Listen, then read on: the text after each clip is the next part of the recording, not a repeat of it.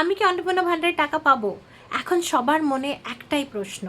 হ্যাঁ, আপনি পাবেন, কিন্তু কিছু নতুন ক্রাইটেরিয়াও এসে গেছে।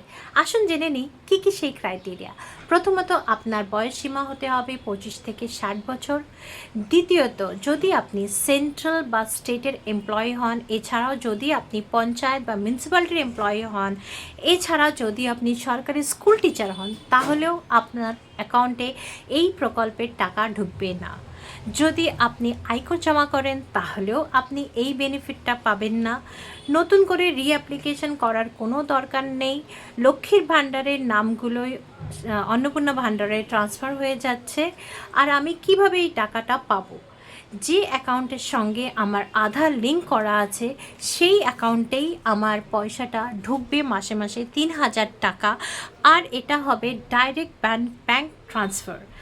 তো নতুন করে অ্যাপ্লিকেশন করার কোনো দরকার নেই।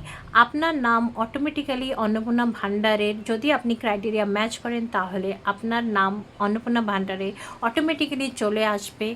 আর আপনি মাসে মাসে 3000 টাকা এই প্রকল্পের পাবেন। ধন্যবাদ।